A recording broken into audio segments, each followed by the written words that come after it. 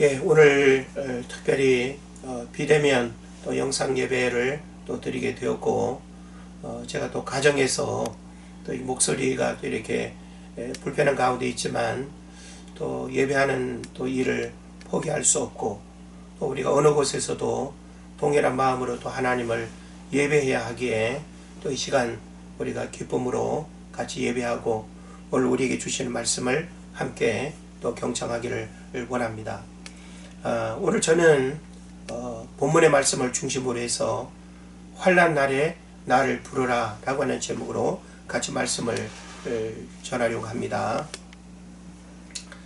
20대 대통령 선거가 끝나고 새 대통령이 선출되었습니다. 선택의 생각과 방법이 달랐다 할지라도 우리는 결과에 우리가 승복하고 또 주어진 결과를 겸허히 우리가 받아들이면서 서로 불편했던 감정들, 또 생각과 방법이 달랐던 또 결과에 대해서 여러 가지 또 불편한 마음이 있을 수 있지만 우리 그리스도인들의 또 마음은 이런 일들에 대해서 또 분명히 달라야 된다고 생각을 합니다. 그래서 승자에게는 겸손과 또 배려와 통합의 마음이 필요할 것이고요. 또 패자에게는 겸허한 승복과 승자의 성공을 축복하고 축하하는 그런 마음을 가져야 되리라고 봅니다. 역사의 발전은 도전과 응전을 통해서 이루어졌습니다. 그런 면에서 우리가 원치 않는 또 일들이나 또 원하는 일들이 끊임없이 교차하면서 반복된다 할지라도 이 모든 일이 하나님의 또 섭리와 역사 속에 일어나는 일임을 알고 우리가 결과에 승복하는 것도 믿음이다 라고 하는 사실을 우리가 기억을 하면서 특별히 성경은 우리에게 너희 임금들과 상전들을 위해서 기도하라고 그렇게 가르치고 있습니다. 그런 면에서 우리는 어떤 지도자라도 기도할 수 있어야 하고 어떤 시대 상황 속에서도 우리 그리스도인들은 국가를 위해서 우리가 기도하는 그런 마음을 우리가 가져야 할 것입니다. 제가 이번 선거를 이렇게 이제 치르면서 한 가지 좀 우리가 나누고 싶은 부분들이 있었습니다. 그 뭔가 하면 우리가 선거 투표를 하게 될 때 기표 도장을 여러분이 기억을 할 겁니다. 자, 기표 도장이 어떻게 생겼을까요? 자, 여러분이 투표를 하면서 이렇게 여러분이 원하는 그 후보에게 도장을 찍었을 텐데 우리가 그 도장 찍힌 그 내용을 보면 세 가지로 우리가 생각을 해볼 수 있습니다. 어떤 사람은 사람 인자 모양이다 라고 이렇게 생각을 하는 경우가 있고요. 또 하나는 한글로 시옷자 모양으로 또 단순히 이해하는 사람도 있습니다. 그런데 선거 투표의 이 기표 도장은 사람 인자도 아니고 시옷자도 아닌 한자로 전복자라고 이렇게 알려지고 있습니다. 그래서 형태로 보면 비슷해 보이지만 전복자라고 하는 것은 뭘 의미할까요? 이 전복자는 점이라고 하는 그런 의미와 더불어서 상고하다, 헤아리다라고 하는 그런 또 뜻을 가지고 있습니다. 그래서 이 전복자를 기표 도장으로 이렇게 한 이유는 뭔가 하면 꼼꼼하게 따져 검토하라는 그런 뜻입니다.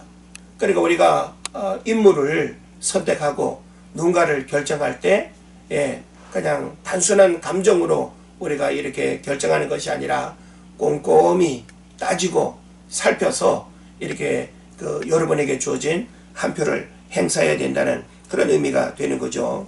그래서 지도자를 선택하는 일에 심사숙고해야 된다는 그런 의미가 담겨 있는 것입니다.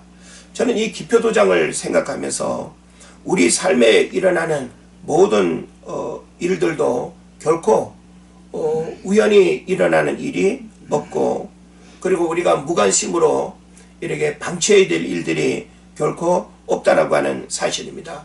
그래서 우리는 우리 삶에 일어나는 모든 일들의 원인과 결과를 우리가 살펴볼 수 있어야 됩니다.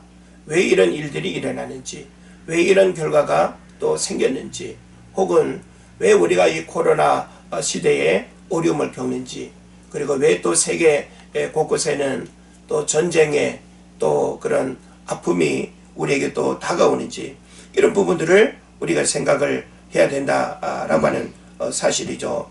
그래서 우리가 오늘 성경을 보게 되면 환난 날에 나를 부르라 라고 이렇게 말씀하고 있습니다.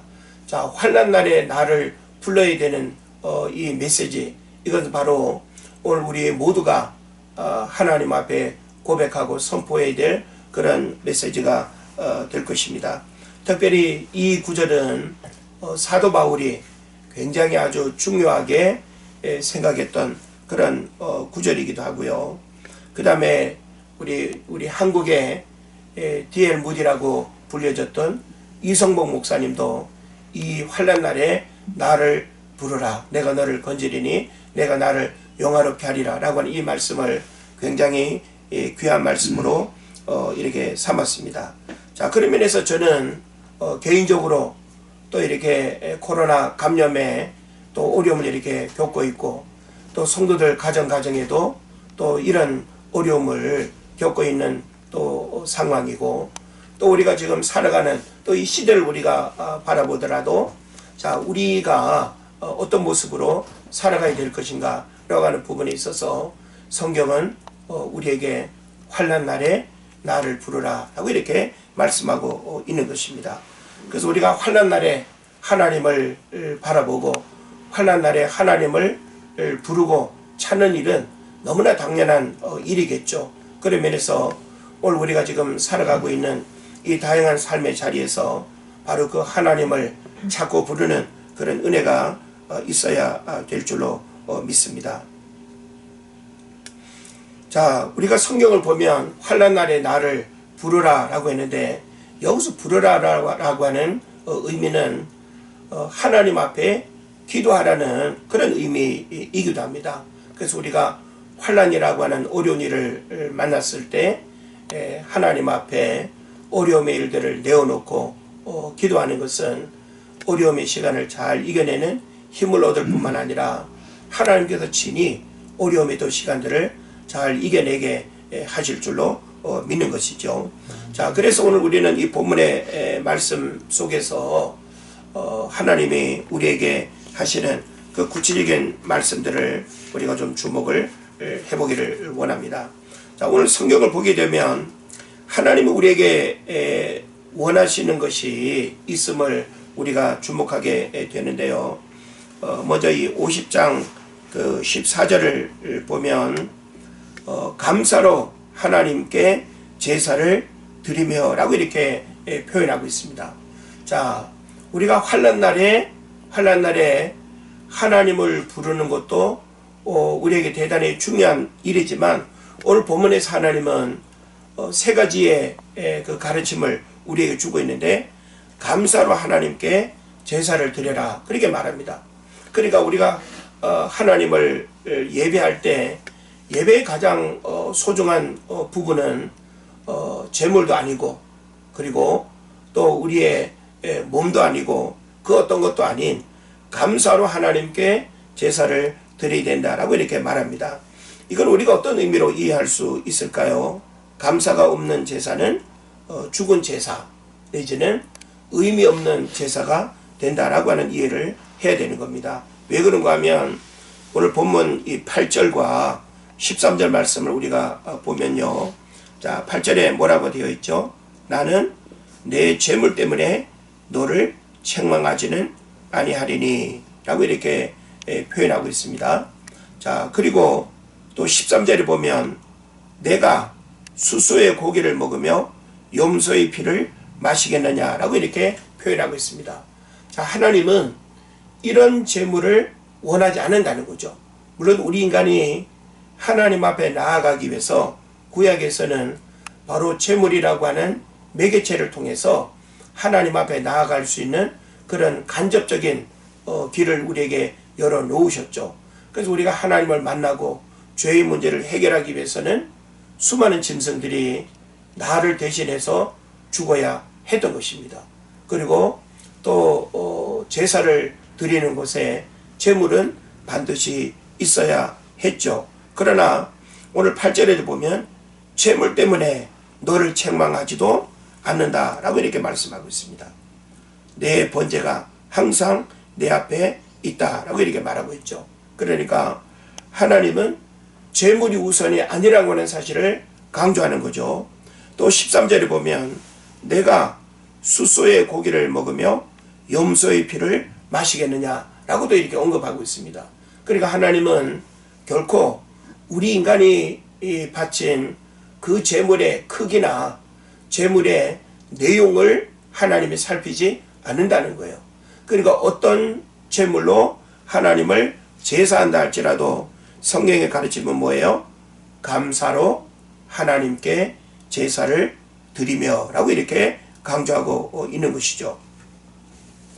자, 그래서 우리가 지금 성전에서 함께 모여 예배하지 못하는 그런 안타까움이 분명히 우리에게 있습니다. 그러나 우리가 이렇게 예배할 수밖에 없지만 이 상황이 불평과 짜증과 원망이 아니라 그럼에도 불구하고 우리가 하나님 앞에 감사함으로 드리는 예배가 되어야 할 것입니다. 지금 여러분이 가정에서 자녀들과 또 가족이 함께 예배를 드릴 터인데 또 어떻게 생각하면 편안한 또 예배일 수 있지만 또 어떤 면에서는 마음이 우리의 영혼이 또 편치 않는 그런 또 예배일 수도 있습니다. 그러나 하나님은 무소부지하신 하나님이기 때문에 어떤 장소에서든지 우리가 예배할 수 있지만 구별된 또 성전에서 우리가 예배하지 못할 때 우리가 산제사로 하나님 앞에 예배하는 이런 삶의 예배를 우리가 또 기억하면서 이 예배가 하나님 앞에 온전히 드려지는 그런 예배가 되기를 축복합니다. 자, 저는 오늘 여러분과 함께 예배하면서 내가 뭘 감사할 수 있을까 이런 생각을 해보게 됐습니다. 부득이 제가 코로나 감염이 되면서 이렇게 비대면 영상 예배를 드리게 됐는데 지금 3년차 코로나를 지금 우리가 겪으면서 어찌 보면 코로나가 이제 거의 정점에 다다른 이 말기에 감염된 것이 오히려 감사하다 그런 생각을 하게 됩니다. 우리 감염 초기에 뭐 몇십 명, 몇백 명밖에 안 되던 그런 때에 참 주변에서 코로나 확진자가 이렇게 생기면 정말 이렇게 좀 우리가 부정적인 또 안목으로 이렇게 바라보고 또 본인은 얼마나 더 큰 죄책감과 또 부담감을 가지고 그 아픔을 이겨내야 했는지 모르는 거죠. 그래서 초기에 이렇게 걸렸다면 주위에 어떤 시선과 죄책감, 비난, 정죄 이런 부분들이 굉장히 이렇게 감당하기 어려웠을 텐데 어찌 보면 누구에게나 걸릴 수밖에 없고 너무나도 쉽게 다가오는 이 코로나 감염의 문제를 우리가 누구를 이렇게 탓할 수만은 없는 것이죠. 그런 면에서 저는 또 시기적으로 또 이렇게 걸린 것도 한편으로 감사하다라고 하는 마음을 또 갖게 됐고 또 이렇게 코로나 감염이 되다 보니까 감기 증세처럼 뭐 여러 가지 이제 그 증상이 나타나기도 하는데 이렇게 격리 치료를 이렇게 받게 되면서 원치 않게 이렇게 격리 치료 이렇게 받았던 수많은 사람들을 생각하면서 그들이 또 이렇게 겪었을 마음의 또 아픔과 또 여러 가지 또 불편함에 그런 또 마음들을 또 헤아리면서 한편으로 감사하게 되었습니다. 그리고 또 격리 시간에 답답함이 분명히 있지만 내가 이렇게 코로나 감염 이전에 건강하게 내가 누군가를 만나고 활동할 수 있었던 일도 얼마나 또 감사한 일인지 모릅니다. 그래서 우리가 건강을 잃고 또 건강에 어려움이 오면 모든 일들이 다 수독되고 우리가 원하는 일들을 할 수 없는 그런 문제들이 생기는데, 저는 가족과 더불어서 이런 어려움의 어떤 시간을 어떤 원인을 또 더듬으면서 누군가를 탓하고 이렇게 원망하기보다는 오히려 감사하는 그런 마음을 가지고 이 시간 하나님을 예배합니다. 그래서 오늘날 많은 사람들이 우리가 하나님을 예배할 때 어떤 모양으로든지 감사를 우리가 찾아내고 감사를 고백하는 그런 예배가 되어야 되는데, 오히려 감사보다는 염려에 대한 마음들이 훨씬 더 많죠. 그래서 염려는 오늘 것도 염려하고 내일 것도 땡겨서 우리가 염려를 하는데, 우리가 감사는 너무 이렇게 피상적으로 그리고 좋은 일에만 감사하는 것은 진정한 감사가 아닐 것입니다. 그래서 우리는 오늘 내게 주어진 모든 일들에 감사할 수 있어야 하고, 그리고 또 내일 내게 일어날 일들도 감사해야 될 것이고, 내 삶에 일어날 모든 일들을 우리가 불평하기보다는 하나님께서 또 섭리 가운데 내게 주어진 이름을 알고 우리가 감사해야 될 줄로 믿습니다. 그래서 감사는 하나님을 매일의 삶 속에서 인정하는 것입니다. 그리고 감사의 마음으로, 감사의 또 제물로 감사의 예배를 드릴 때 하나님이 기뻐하는 것입니다. 그래서 우리 모든 예배는 감사가 전제되어야 한다라고 하는 사실을 여러분이 알고, 감사로 드리는 예배가 되기를 원하고, 감사로 드리는 찬양이 되기를 바라고, 감사로 드리는 또 예물이 되기를 바랍니다. 그래서 성경이 오늘 우리에게 주는 이 한 가지의 가르침, 감사로 하나님께 제사를 드리는 이 은혜가 여러분 모두에게 있기를 주의 이름으로 축원을 드립니다. 그 다음에 두 번째 성경은 이어지는 14절 말씀에서 지존하신 이에게 내 소원을 갚으며 라고 이렇게 고백하고 있습니다. 자, 지금 여기 14절에 보면 감사로 하나님께 제사를 드릴 뿐만 아니라 지존하신 하나님에게 우리가 고백했던 수많은 소원을 갚아야 된다고 그렇게 말하고 있습니다. 자, 소원이라고 하는 것은 어떤 면에서는 뭐 맹세 혹은 다짐 혹은 고백 뭐 이런 의미로도 우리가 이해할 수 있겠습니다. 그런데 우리가 이 소원이라고 하는 것은 하나님 앞에 내가 어떻게 하겠다라고 하는 입술의 고백을 말하는 것이죠. 그래서 소원은 하나님께 고백하는 것이 중요한 것이 아니라 소원을 실천하고 소원을 지키는 것이 중요합니다. 그래서 오늘 성경에도 보면 소원을 갚으라고 했어요. 자, 우리가 하나님 앞에 소원을 많이 고백하는 것이 중요한 게 아니라 고백한 소원을 실천하고 그리고 갚는 것이 무엇보다 중요하다는 그런 것을 우리에게 말하는 것이죠. 그래서 소원은 버킷리스트처럼 나 올해 뭐 할 거야, 뭐 할 거야, 어떤 하고 싶은 일들을 열거하고 나열하는 그런 거에 우리가 머무는 것이 아니라 우리가 하나님 앞에 고백하고 다짐하고 또 버킷리스트처럼 우리가 하나님 앞에 소원한 일이 있다고 한다면 우리는 그것을 구체적으로 행동하고 실천하는 그런 부분들이 필요하다라고 하는 것입니다. 그래서 성경은 우리에게 주의 이름으로 고백한 모든 소원을 지킬 것을 요구합니다.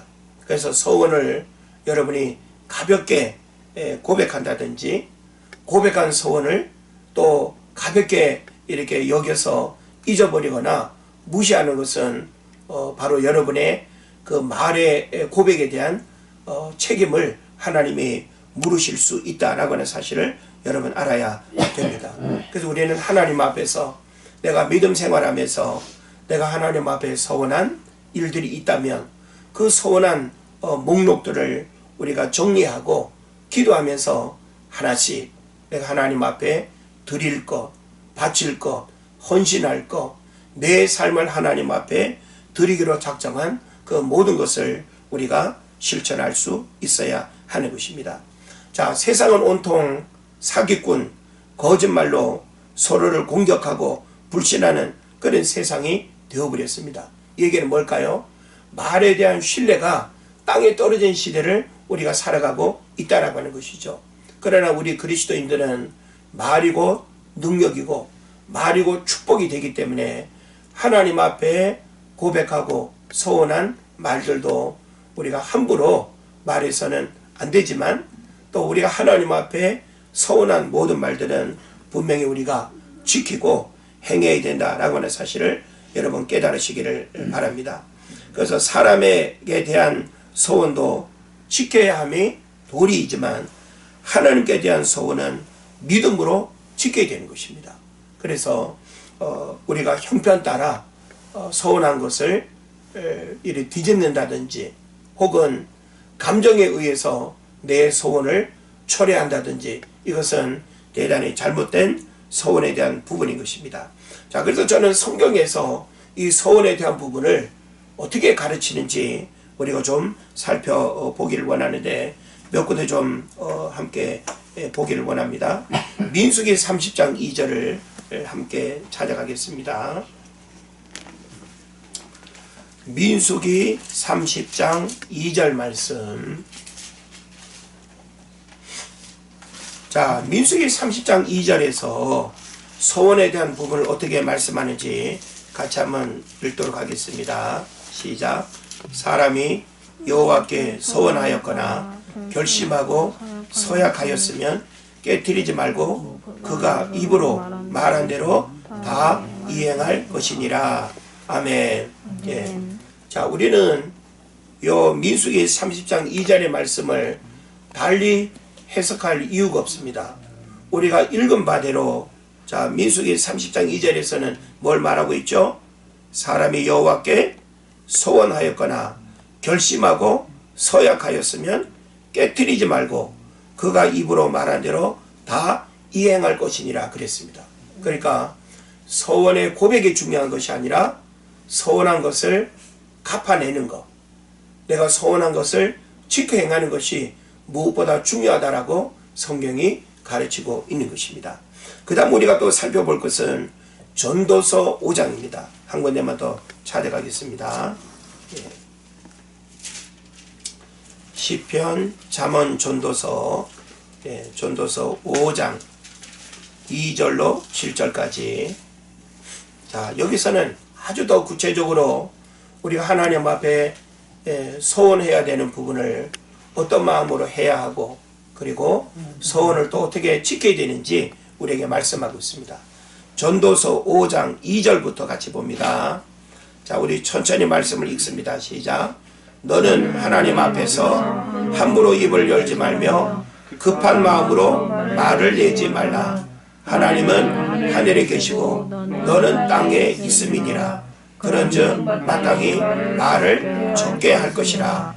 걱정이 많으면 꿈이 생기고 말이 많으면 우매한 자의 소리가 나타나느니라.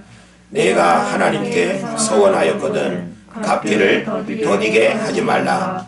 하나님은 우매한 자들을 기뻐하지 아니하시나니 서원한 것을 갚으라. 서원하고 갚지 아니하는 것보다 서원하지 아니하는 것이 더 나으니 내 입으로 내 육체가 범죄하게 하지 말라. 천사 앞에서 내가 서원한 것이 실수라고 말하지 말라. 어찌 하나님께서 내 목소리로 말미암아 진노하사 내 손으로 한 것을 멸하시게 하랴. 아멘. 자, 지금 여기 전도서의 말씀을 보면 더 구체적으로 서원에 대한 부분들을 이렇게 아주 엄격하게 이렇게 표현하고 있습니다. 그래서 2절을 보면 너는 하나님 앞에서 함부로 입을 열지 말며 급한 마음으로 말을 내지 말라. 그러니까 이게 뭘까요? 생각 없이 준비된 감정이나 마음 없이 입으로 먼저 뱉어내지 말라라고 하는 거예요. 예. 그래서 말을 가능하면 적게 해야 되고 말한 바는 반드시 지켜야 된다는 것을 우리에게 말하고 있죠. 그리고 4절에 보면 내가 하나님께 서원하였거든 갚기를 더디게 하지 말아라. 하나님은 우매한 자들을 기뻐하지 아니하시나니 서원한 것을 갚으라 그랬습니다. 그리고 제일 중요한 게 뭔가 하면 5절 말씀이죠. 자, 우리 5절 말씀을 같이 읽습니다. 서원하고 갚지 아니하는 것보다 서원하지 아니하는 것이 더 나으니. 아멘. 자, 지금 이 5절의 말씀은 뭐예요? 서원을 남발하지 말라는 것이죠. 우리가 하나님 앞에 나 어떻게 할 거야? 어떻게 살 거야? 어떻게 드릴 거야? 서원하는 것이 중요한 것이 아니라 하나님 앞에 서원한 것들은 지키는 것이 중요하기 때문에 지키지 못할 서원은 하지 않는 것이 낫다는 거예요. 그렇다고 우리가 일평생 신앙생활하면서 믿음으로 서원 한번 해보지 못하고 서원에 고백 한번 하지 못하고 우리가 살아간다는 것은 어떤 면에서는 불신앙의 모습이기도 합니다. 그래서 저는 하나님이 여러분 각자에게 은혜 주실 때 말씀을 듣고 또 깨닫게 될 때 하나님이 서원하는 어떤 마음을 주시면 그것이 예배가 됐건 경건 생활이 됐건 하나님 앞에 예물을 드리는 일이 되건 또 생명을 구원하고 살리는 일을 위해서 헌신하는 일이 되건 우리는 이런 다양한 모든 일들에 대해서 하나님 앞에 뜻을 품고 우리가 서원하고 서원한 바는 반드시 지킬 수 있는 그런 사람이 되어야 될 줄로 믿습니다. 그래서 오늘 여기 시편 50편 다시 돌아와서 이 14절의 말씀에서는 두 가지를 오늘 우리에게 명령하죠. 감사로 하나님께 제사를 드려라. 그리고 지존하신 이에게 내 서원을 갚아라 라고 하는 겁니다. 그래서 이 두 가지의 가르침을 우리가 잘 실천했으면 좋겠고요. 그 다음 마지막에 하나님이 우리에게 주시는 말씀은 뭔가 하면 환난 날에 나를 부르라는 거예요. 환난 날에 나를 부르라.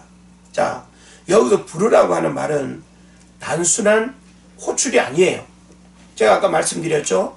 환난 날에 하나님을 부른다라고 하는 것은 하나님의 도움을 구하는 것이고 하나님을 찾는 것이고 하나님 앞에 내 힘으로 할 수 없는 일을 기도를 통해서 하나님의 능력을 힘입는 거예요. 그렇기 때문에 우리가 어떤 모양의 환난을 당하든지 우리는 환난 날에 하나님을 찾고 하나님을 부르는 일은 너무나 당연한 일임을 여러분 깨달으시기를 바랍니다.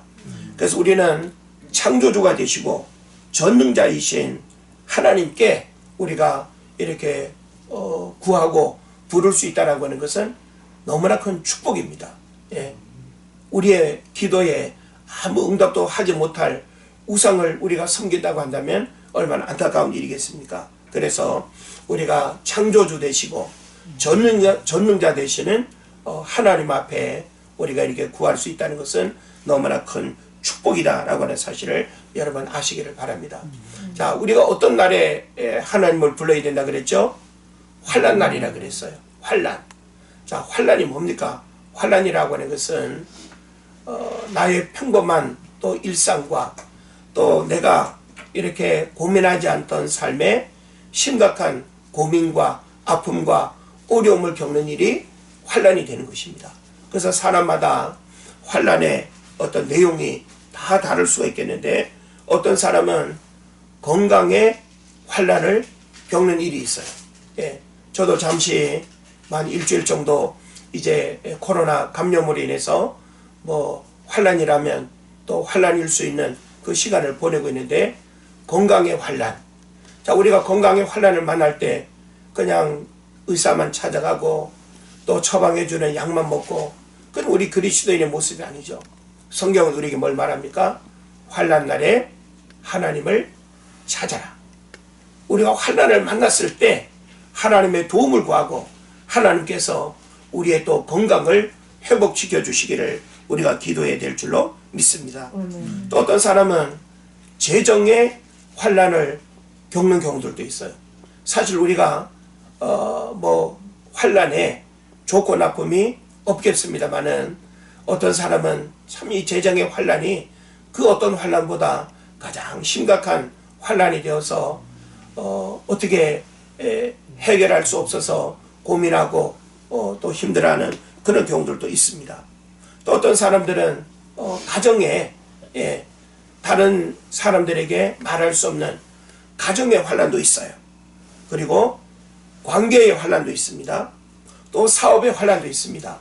그래서 우리는 이런 여러 가지 환난을 만날 때에 그 환난의 원인이 나의 실수나 나의 잘못으로 인해서 온 것인지, 아니면 마귀로부터 온 시험인지, 아니면 하나님이 우리의 믿음을 연단하기 위해서 주시는 환난인지, 그런 어떤 이유들을 우리가 살펴볼 필요가 있는 것입니다.